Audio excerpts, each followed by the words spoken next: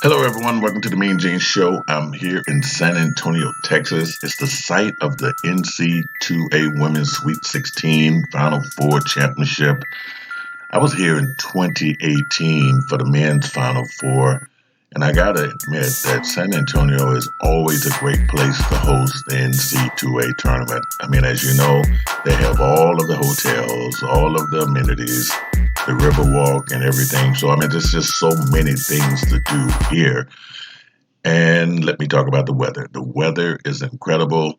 And you know what, folks? I guess it might be time to put away those hoodies. It was 86 degrees here on Friday, and I damn near fainted, right? Because I am a hoodie junkie. And of course, I was sporting my iHeartRadio hoodie, but still, 86 degrees in the hoodie, it's not going to work here. The people are always extremely nice too here in San Antonio. So, in a few hours, the NC2A Women's Sweet 16 will tip off, and I'm going to break down all of the 16 teams, including my Final Four prediction.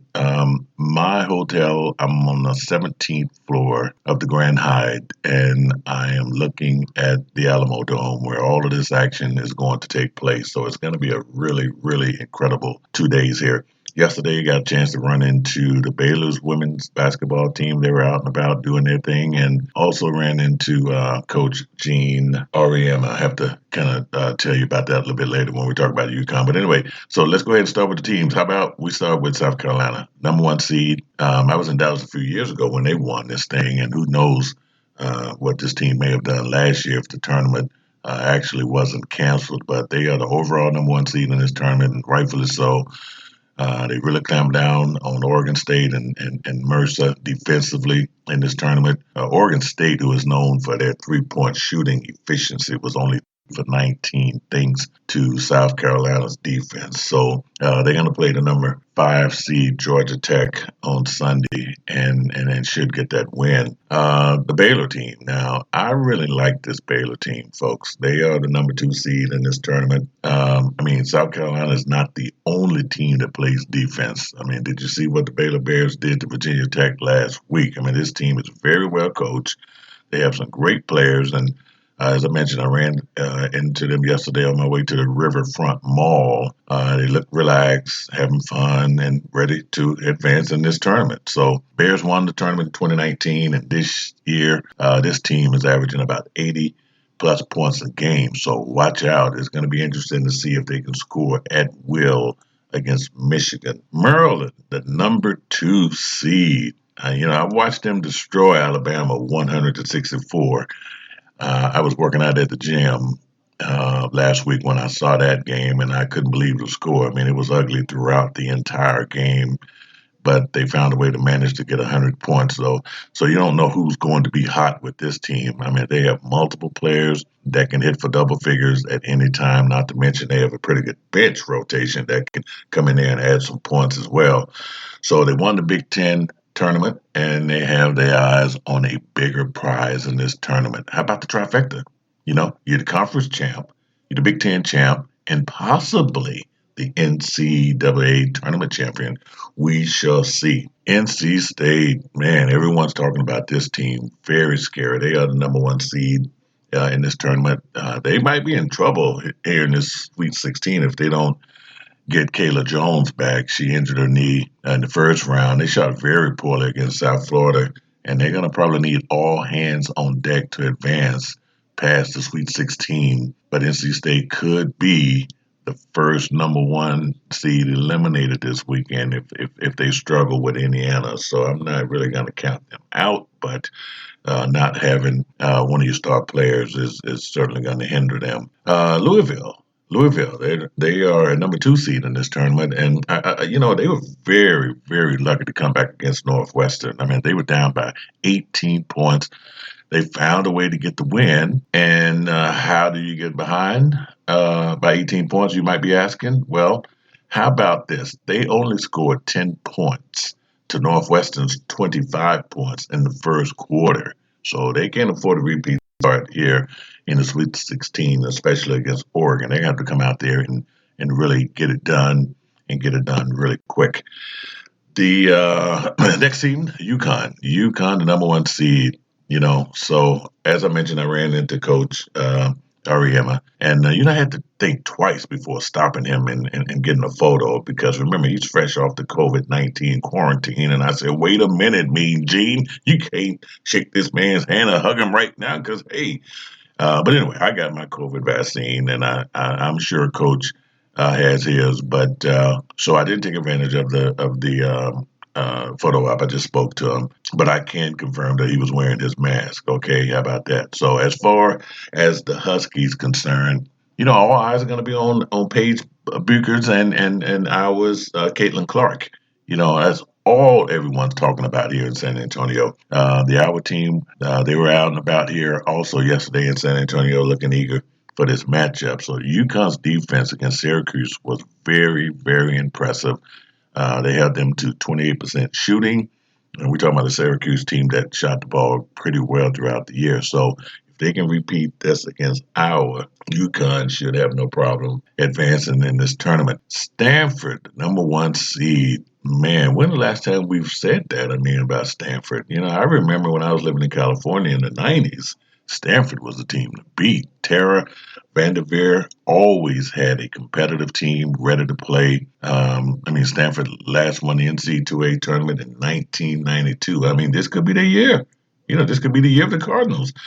They struggled a bit in their last game, but got the job done. They should have no problems with Missouri State on Sunday. 4 players scored in double figures against Oklahoma State. So they have the points, the production, and they have one hell of a coach.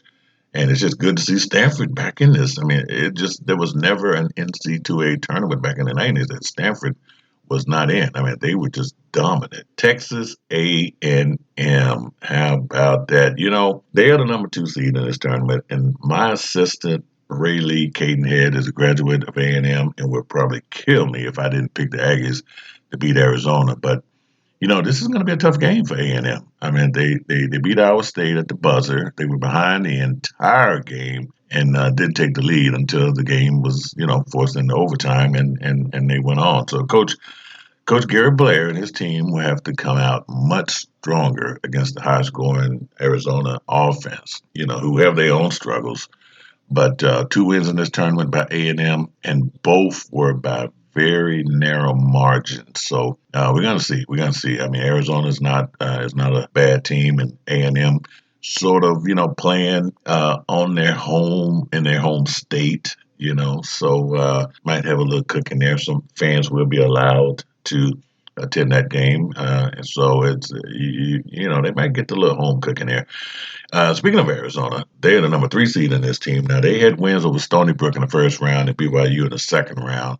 But this Texas A&M team, they're gonna have to bring their A game to if they want to beat. And I don't really, they're gonna have to really bring their A game if they want to get past A&M. So like I said, A&M is winning ugly games, but they're getting hotter and hotter doing so. I don't think that overtime game, may have just lit the fire in A&M, which might cause problems for Arizona. Okay, the next team is the Texas Longhorns. They are the number 6 seed in this tournament. They're not always used to having a 6 seed. They used to have, maybe a 2 or 3 or 4. But anyway, they have already accomplished something in this tournament. Not too many number 6 seeds advance to the Sweet 16, but they're going to be taking on Maryland, and that's going to be a monumental task on Sunday. Coach Vic Schaefer, the coach there, might remember him from his days at Mississippi State. If anyone can get Texas to the Final Four, is Coach Vic Schaefer. He did it 4 times when he was with Mississippi State. So he's the man.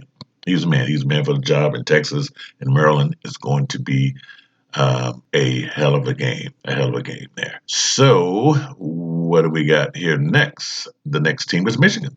Michigan is also a number 6 seed, and both the men's and women's team exceeded expectations at Michigan this year. The Lady Wolverines beat Florida Gulf Coast and Tennessee to advance to the Sweet 16, and they used some stellar defense against Florida Gulf Coast, and they controlled the boards against Tennessee. So they're playing They're just playing some exciting basketball, but I mean, they're going to need all of that. They're going to need the defense. They're going to need the rebounding and everything in order to beat the Baylor Bears on Saturday. It's going to be a good game. I can't wait for that one actually today. So that's going to be great. Oregon. Let's talk about Oregon. They are also a number 6 seed in this tournament, and uh, I tell you what, versus Louisville here. I mean, the game is a toss-up. I mean, I can really say who's going to win this game, but the Ducks did beat South Dakota convincingly in the first round, and they knocked off the number 3 seed Georgia in the second round. So I think Louisville is going to be a much tougher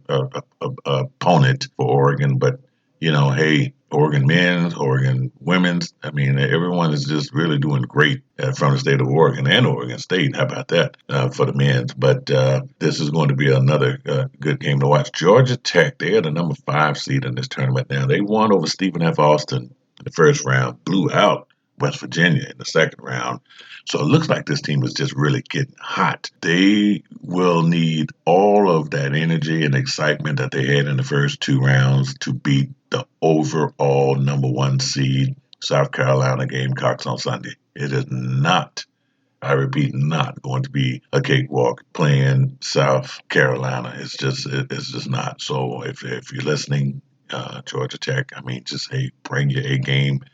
Is going to be exciting. But hey, it's the tournament. They call it March Madness. Anything is possible. Missouri State Bears are the number 5 seed in this tournament. They shot well from the 3-point line against Wright State. Wright State is the team that knocked off my favorite, Arkansas Razorbacks. They won, 64-39, and then they came back and blew out the number 12 seed, UC Davis. Well, I mean, actually, they beat UC Davis in the first round, and then they blew out Wright State in the second round. I mean, it looks kind of easy for them, but man, they faced the Stanford Cardinals, and that's the number 1 seed. Hopefully, they have some of those offense left to take on Stanford, because, man, I don't think you're going to blow out the Stanford Cardinals here in the Sweet 16, but who knows? I mean, we shall see.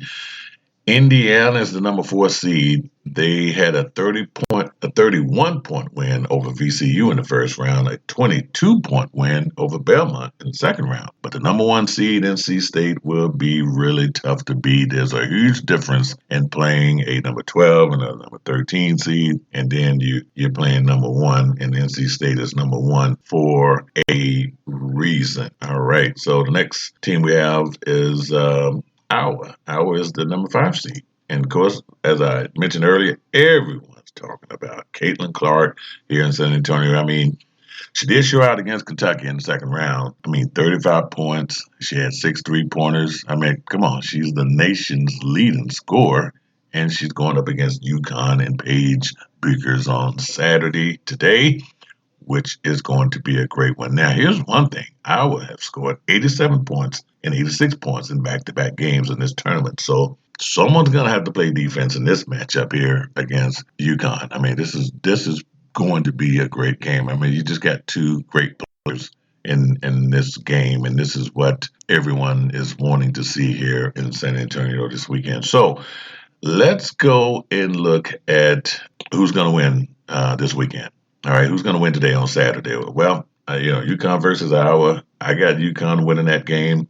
Baylor versus Michigan. I got Baylor winning that game. Indiana versus NC State. I have NC State winning that game. Arizona versus Texas A&M. I have A&M winning that game. On Sunday, my picks are South Carolina. She get the win over Georgia Tech. Stanford will get the win over Missouri State. Oregon. I have Oregon beating Louisville. And I have Maryland is going to beat Texas. So that's where I stand there. And my Final Four in this tournament, I have Baylor, South Carolina, NC State, and Stanford. And they're all number 1 seeds. I'm sorry. I mean, it's just these 4 teams. Well, except Baylor. Baylor wasn't the number 1 seed. But the other 3 are yes, Stanford was the number 1 seed. I do not have UConn in the Final Four, but I have Baylor, South Carolina, NC State, and Stanford. So Hey, sit back, relax, and enjoy. I know the men's are going to be going on. I mean, if you got one of those double TVs, I'm not home, so if I was at home in my media room, I have a 65 inch and I have two 40 inches on the side, and that 65 inches in the middle. So I would be watching the men's and the women at the same time. So looks like I'm gonna have to run from the Alamodome and sort of get back here to the hotel lobby and try to catch some of the men's action. But it's going to be an exciting weekend of basketball. So hope you are enjoying your weekend wherever you are. And I hope you're enjoying this podcast. We will be back with another one soon. And have a great weekend. You are listening to the MeanGene Show here, covering the women's NCAA tournament from San Antonio. And we'll see you next time.